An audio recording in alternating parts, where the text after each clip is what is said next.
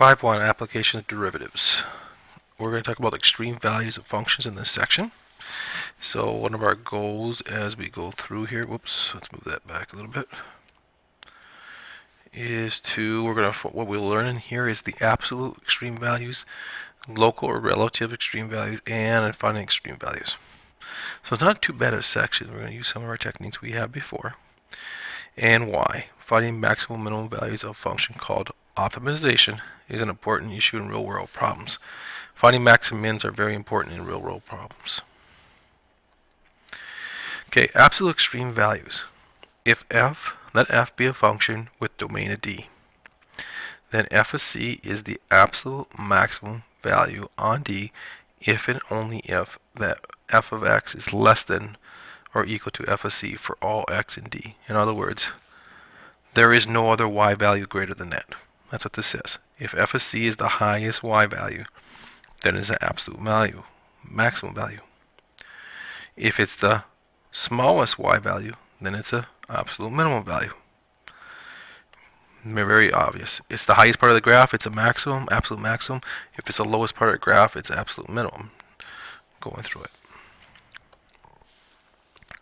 So we look at here. If f is continuous on a closed interval AB, so here's a closed interval AB, then f has both a maximum value and a minimum value on that interval. So it's closed and can go through it. So like on here, let's just look at a few examples here.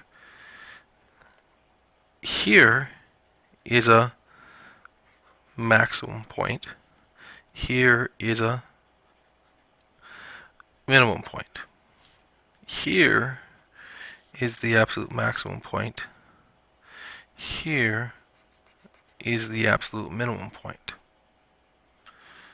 Here is the absolute minimum point. Here is the absolute maximum point. Here is the absolute minimum. There is the absolute maximum. Now we're dealing with absolute or global. That's where they happen to occur. Now, there's different ones.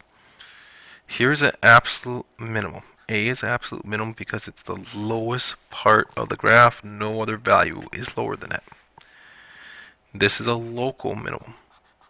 A local means it's a minimum in that area of the graph, but no other. Same with this one. This is a local minimum. It's the lowest in that area. Now this is a local maximum because it's the highest point in that area. I think it goes back down on both sides. This is my absolute maximum because it's the highest point of my graph.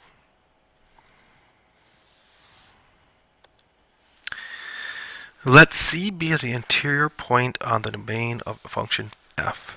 Then f of c is a local maximum value of c if and only if for all y is greater than all the other y's for all x in some open interval containing c. Kind of the same thing. It means if y is the highest point in that area of the graph, then that's a local maximum. If y is the lowest point in that graph, or f of c, that's a local minimum. A function f has a local maximum or local minimum at an endpoint c if the appropriate inequality holds for x in some half-open domain interval containing c. In other words, if the endpoints are included in the domain, then it's going to be a local max or local min at the endpoints. It could be.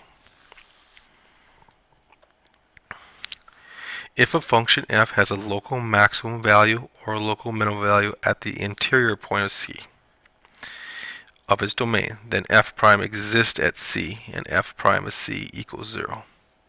So if it has a local maximum value or a local minimum value at an interior point of c of its domain, and if the derivative exists at c, I should say, and if the derivative exists at c, then the derivative equals 0.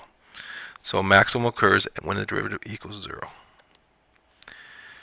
A point in the interior of the domain of a function f at which f prime equals 0 or f prime does not exist is a critical point. Maximum minimums can occur at critical points, will occur at critical points. So it's when the derivative equals 0 or the derivative does not exist is where you find the critical points. Okay, so let's look at this. Find the absolute value, maximum, minimum values of this on the interval -1, 2. Okay, here's my function. Now if I took the derivative of this, so f prime of x is equal to 2/3 times 3 is 2 equals to 2x to the -1/3. And if I simplify that down, it'd be the cube root of x. Now my critical, that's my f prime of x. Okay, now my critical point of this is what makes it undefined or what makes it 0 on here. So if I rationalize the denominator, times it by x cubed root of x squared, cube root of x squared, so I'm going to get 2 the cube root of x squared over x. My domain is 0. X cannot equal 0. It's undefined at x equals 0. So my critical points would be at -1 and 2. Is there any other critical points? Let's check. What does it say here? It says find the critical points of this, but has no zeros, but is undefined at x equals 0. So 0 is a critical point. It's undefined there. Oops, sorry. It's undefined there on the x equals 0. So therefore, my derivative is undefined. We're going to use 0 as a critical point. Now let's go back and plug these points in. And now if I plug in this, it's the cube root of -1, which is -1 squared is 1 times this is 3. So the answer there is 3. If I plug in 0, I'm going to get 0. If I plug in 2, I'm going to get cube root of 2 squared 4. It'd be 3 square root of 4. I don't know what that is. Cube root of 4, which is a higher value. So if I was looking at this, my minimum, absolute minimum, would be at x equals 0 of 0. And my absolute maximum would be at x equals 2 of 3 the cube root of 4. Now let's see how I did. Critical point, oops. So the absolute minimum occurs at x equals 2 and the minimum occurs there. Yep, no problem. We just have to make sure. And you notice that there's another critical point here. The critical point was at the other end point, and that's nothing. That's okay. We're just looking for absolutes. We'll try another one. Find the extreme values of this. Well, first of all, our domain on here, if we look at our domain, we know that 9 minus x squared has to be greater than 0 because it can't have denominator and it can't have a square root negative. So therefore, my domain on here is from a -3 to 3. So I have no endpoints to work with. So because these are parentheses, there's no endpoints to work with, so we're only going to focus on the interior points. So if I rewrote this, I'm going to have 9 minus x squared to the -1/2. Now if I take the derivative of that, it's being -1/2, 9 minus x squared to the -3/2 times the derivative of the inside, which is a -2x. And so therefore, my derivative equals that. This is equal to my derivative of f. Where this makes 0, well, what makes this 0 in here is 3 or a -3, which is not part of my domain, so I don't have to worry about it. What makes this 0 here would be 0, so x equals 0 would be a critical point, which is in my domain. So now there's only one critical point I have, it's x equals 0. Now it's hard to tell. If I put x equals 0 in, I don't have any other points to compare with because there's no endpoints to work with. So what we're going to do is we're going to say, okay, let's plug in 0.5, or let's plug in 1. If I plug in 1, I get 1 over 9 minus 1 is square root of 8, so it's 1 over the square root of 8.